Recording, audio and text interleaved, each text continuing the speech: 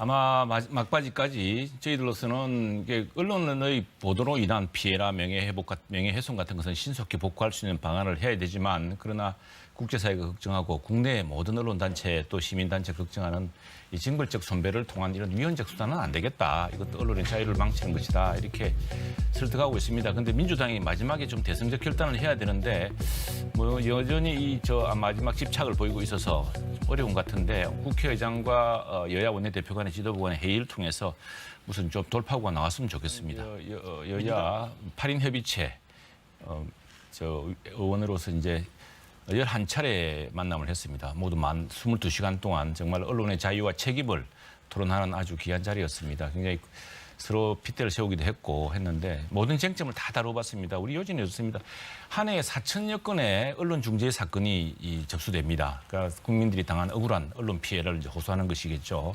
그것들이 한 70% 정도 구제가 됩니다. 그런데 지금 민주당의 법안은 요지가 뭐냐면 징벌적 손해배상 제도라고 하는 우리나라에 없던 새로운 언론 손배소를 도입하는 것인데 이걸 지지난해 경우에 270건 주로 누가 이용하냐면 고위공직자 또는 공인들 그리고 기업들이 이용하는 겁니다. 이걸 통해서 징벌적 손해배상 금액을 5배나 높이고 한다면은 이제 이걸 통해서 이걸 막겠다고 하는데 이것이야말로 참 과유불급이고 정말 그 교각사루다.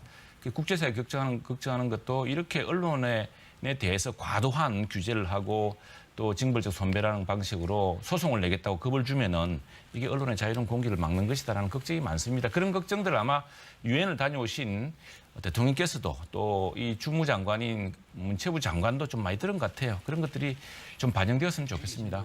알겠습니다. 똑같이 보고 있습니다. 이 사안이 지금 이게 참 화수분이란 말이 있습니다. 화수분. 근데 그게 요즘 현대판으로 치면 화천대유가 바로 화수분이다. 끝없이 나오는 돈 도대체 3억 5천만 원을 7사람인가 넣어가지고 4,040억 원의 이득을 얻었고 여기에 대리가 퇴직금으로 50억을 받는 상상할 수 없는 일이 생겼습니다. 대리가 50억 받았으면 진짜 주주들은 얼마를 받았겠습니까?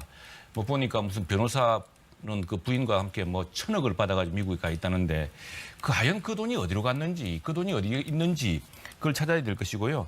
더구나 이 대장동 게이트라고 하는 이 사건은 지금 사람들이 주택이 없어가지고 주택 가격 폭등으로 고통받고 전세대란 폭등받는데 이 성남시가 개발 사업에 개입해서 이게 이재명 지사가 자신이 성남시장으로 추진한 대표적 모범 사업이라고 지금도 자랑하고 있는 사업입니다.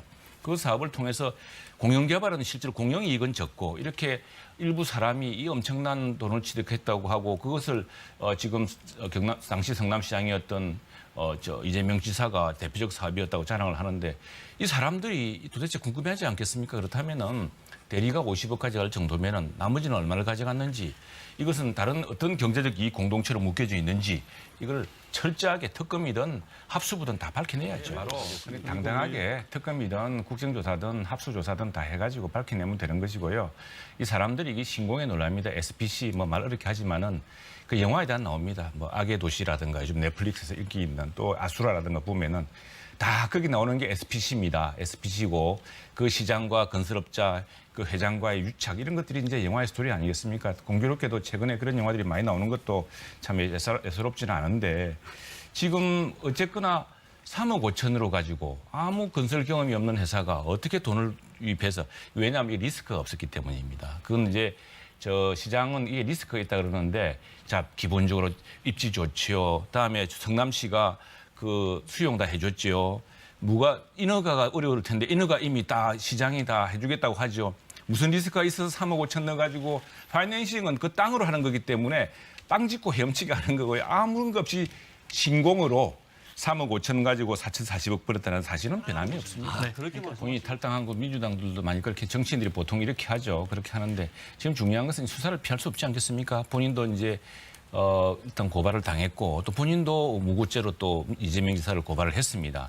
그러니까 소송의 당사자가 됐기 때문에 이제 철저한 수사로 스스로 진실을 가려야겠죠. 그리고 이 문제는 어떻게든 야당 의원 더구나 대통령을 아들을 저격하는 그런 의원 아들이 여기에 이 개발 게임에 무슨 큰 그게 있겠습니까? 그러나 이 정도까지 이 대리까지 이렇게 다 손을 뻗칠 정도라면은 도대체 그 심연에는 뭐가 있을지 국민들이 더 궁금하지 않겠습니까? 네. 좀 기다려 보시면 다 나올 겁니다. 다 밝혀냅시다. 예. 특검은 빨리 하면 됩니다. 그리고 뭐 사무실 문제 이런 것들은 다 금방 해결 가능한 것이고요. 문제는 특검 같은 이제 시한을 정할 수가 있습니다. 지금 민주당이 걱정하는 게 대선 때까지 한 5개월 넘어 남아 있습니다.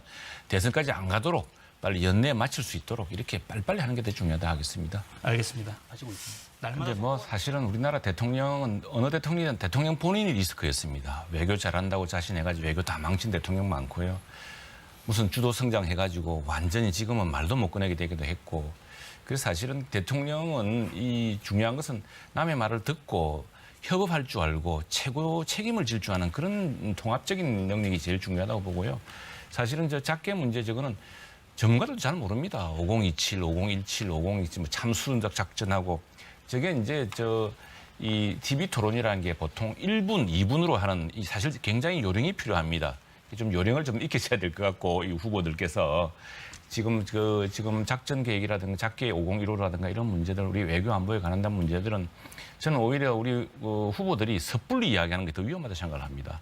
그 문제들은 국회와 또 최고의 전문가들과 그리고 에이브라함 링컨 대통령은 비록 자기와 경쟁하고 자기를 반대했지만 그 자리에 최고의 사람들을 인물로 써서 그래서 경쟁자의 팀 오브 라이벌즈라는 걸 가지고서 그 남북전쟁 이후에 미국을 수습하지 않았습니까? 근데 그런 정도의 저는 오히려 대통령이 그런 인성과 협업하려는 노력, 그런 통합의 리더십이 더 중요하죠. 이건 이제 하나 가지고서 모든 걸 하고 오히려 자기의 능력에 내가 경제를 잘한다, 내가 외교를 잘한다, 내가 뭘 잘한다 이런 대통령이 더 위험합니다. 한 달 넘게 사건을 끌고 있는데 꼬라지가 꼭 정말로 이전에 그 김대엽 사기 사건 2분이나 해먹었던 거, 다음에 윤지호라고 엄청나게 이야기하다가 도망갔던 사건이랑 비슷하게 돼가고 있습니다. 제가 법무부 장관한테 대정부 질문한테 요청하고 계속했던 것은 수사 윤곽이 뚜렷합니다. 디지털 정보도 분명히 있다면서요. 그럼 빨리 끝내야지. 왜 이렇게 질질 겁니까? 왜냐하면 수도권이 워낙 크기 때문에 수도권에서 이제 과반이 안 될 경우에 또 과반이 안 될 결선 투표를 해야 되니까 그런 변수가 남아있기 때문에 유명한 말이 있지 않습니까? 끝날 때까지 끝난 것이 아니다. 최영두 전재수 의원과 함께했습니다. 두 분 말씀 감사합니다. 고맙습니다.